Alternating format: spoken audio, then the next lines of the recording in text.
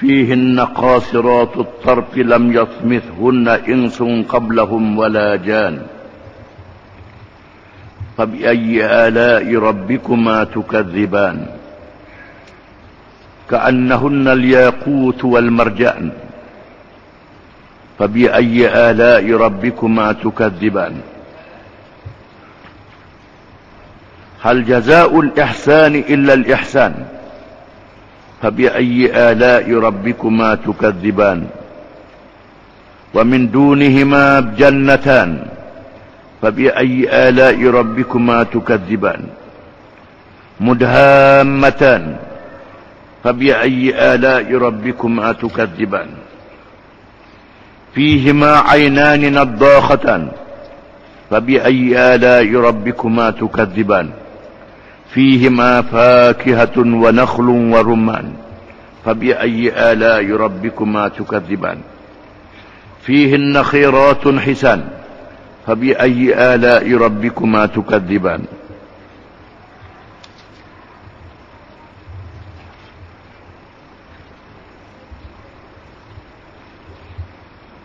Maksudnya, di dalam syurga-syurga itu terdapat bidadari-bidadari yang pandangannya tertumpu kepada mereka semata-mata, yang tidak pernah disentuh sebelum mereka oleh manusia dan jin. Maka yang mana satu di antara nikmat-nikmat Tuhan kamu yang kamu hendak dustakan. Bidadari-bidadari itu cantik berseri seperti permata delima dan murjan.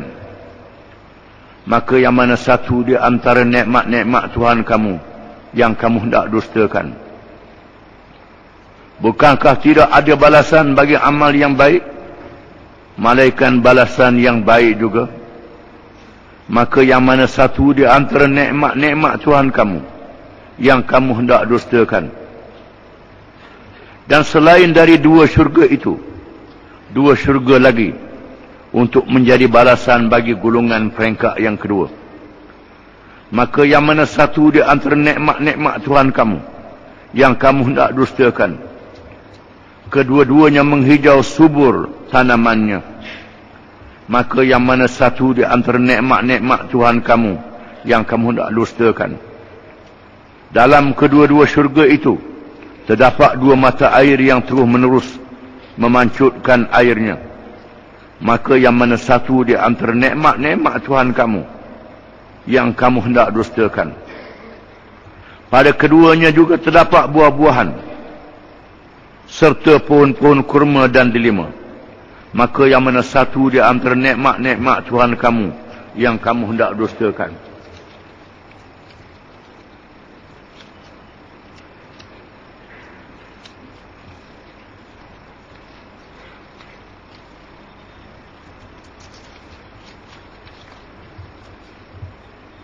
Dalam kedua syurga itu juga terdapat teman-teman yang baik akhlaknya, lagi cantik parahnya. Maka yang mana satu di antara nikmat-nikmat Tuhan kamu yang kamu hendak dustakan.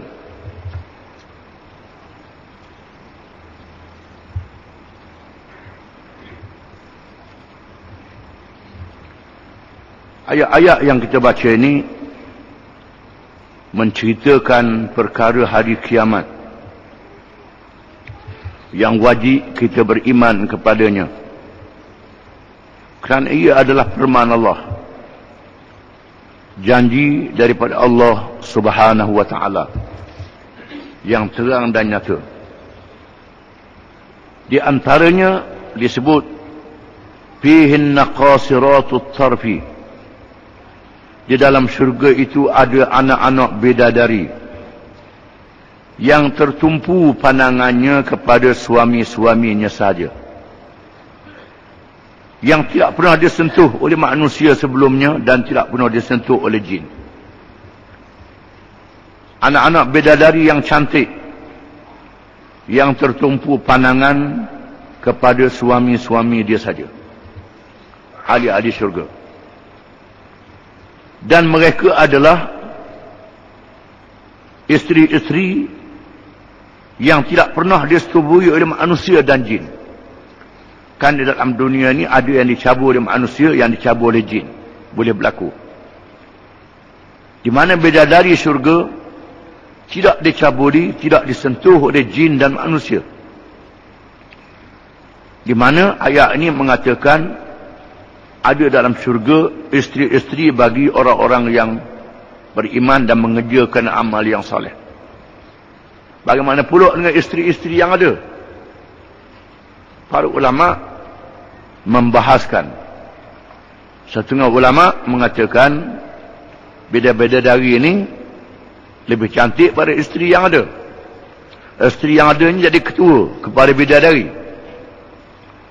Mereka berdalilkan kepada hadis, iaitulah doa kita sembahyang mayat, wa abdilhu zaujan khairan min zaujih, dan tukarkan dia isteri yang lebih pacik, lebih baik beristerinya yang ada, dan suami lebih cantik pada suaminya yang ada kalau suami dia kafir. Doa ini menjadi dalil bahawa isteri dalam syurga baik pada isteri dalam dunia. Setengah ulama di antara Abdullah bin Mubarak menyatakan bahawa isteri dalam dunia kalau masuk syurga lebih baik pada isteri dalam syurga, lebih baik pada bidadari. Kerana di sana ada riwayat yang mengatakan bahawa kecantikan isteri dalam dunia ni ditambah sehingga 70 kali ganda pada bidadari. Comel pada bidadari lagi, hanya orang suka ni. Comel pada bidadari lagi. Dengan iman dan amal-amal mereka yang soleh, Tuhan jadikan mereka lebih cantik rupawan daripada anak-anak bidadari. Dan isteri-isteri bidadari dalam syurga ni adalah makhluk yang dijadikan di alam akhirat. Berbeza dengan manusia, makhluk yang dijadikan di alam dunia. Fabi ayyi ala'i rabbikuma tukadziban. Maka dengan yang mana satu tanda-tanda Tuhan kamu berdua, wahai jin dan manusia, yang kamu nak nafikan, yang kamu nak tolak? Sila jawab, wahai jin dan manusia. Ka'annahunna al-yaqut wal marjan. Seolah-olah mereka itu permata-permata yakut, yakni permata-permata dilema, wal marjan, dan permata marjan, permata yang cantik dan indah. Fabi ayyi ala'i rabbikuma tukadziban. Maka dengan yang mana satu daripada ayat-ayat tanda-tanda Tuhan kamu berdua, wahai jin dan manusia, yang kamu nak bohongi? Sila jawab. Tak boleh jawab. Kita mesti beriman kepada ayat-ayat Allah. Hal jazaa'ul ihsani illa al-ihsan. Adakah balasan kepada mereka yang buat baik? Tidak ada balasan malaikat yang baik juga. Di mana perkataan hal ini dalam bahasa Arab, bahasa Quran mengandungi dua makna. Yang pertama makna soalan, yang kedua makna menafi dan mengisbatkan. Kalau makna soalan, hal, adakah?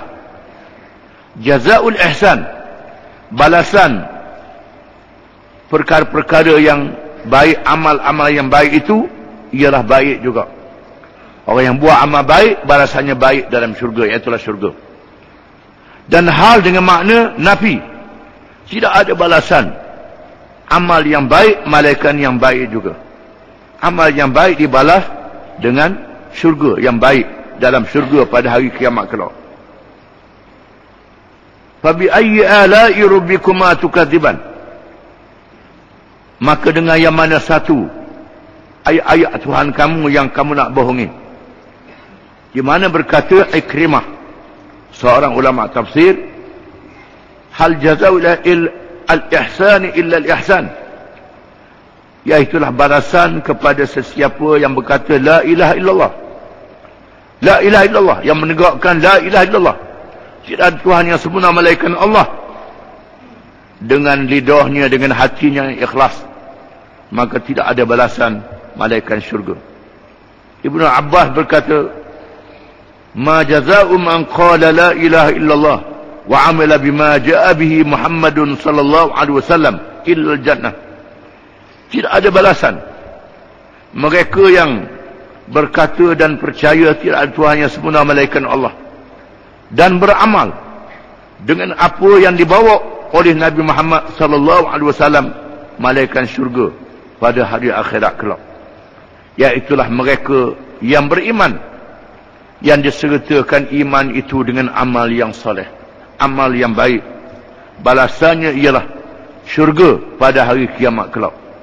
Fabi ayyi ala'i rabbikuma tukadziban, maka dengan yang mana satu ayat-ayat Tuhan kamu yang kamu nak bohongi, yang kamu nak dustakan. Di sini menunjukkan bahawa iman dan amal yang soleh merupakan modal, hujah, penentu, saham yang sangat besar bagi seseorang manusia pada hari kiamat kelak, untuk menyelamatkan dia pada hari kiamat, untuk dia menerima janji daripada Allah Subhanahu wa ta'ala. Diriwayatkan oleh Ibn Abbas bahawa Nabi sallallahu alaihi wasallam membaca ayat ini lalu bersabda, yaqulullahu al-jaza'u man an'amta alaihi bima'rifati wa tauhidi illa an askanahu jannati wa hazirata qudsi birahmati. Allah Ta'ala berfirman, adakah balasan sesiapa yang aku beri nikmat ke atasnya dengan mengenali aku, dengan ma'rifah, mengenali aku, mengenali Allah, dan mengesahkan aku, malaikat aku letakkan dia menjadi tempat duduknya dalam syurga aku, dan tempat pelihara yang suci dengan rahmat aku di dalam syurga. Itu mengikut hadis Qudsi, hadis yang firman Allah Ta'ala yang diriwayatkan oleh Nabi sallallahu alaihi wasallam. Wa min dunihima jannatan fabi ayyi ala'i rabbikuma tukadziban mudhammatan fabi ayyi ala'i rabbikuma tukadziban. Dan yang lain daripada keduanya, dua syurga yang disebut dalam ayat yang terdahulu, ada dua syurga lagi.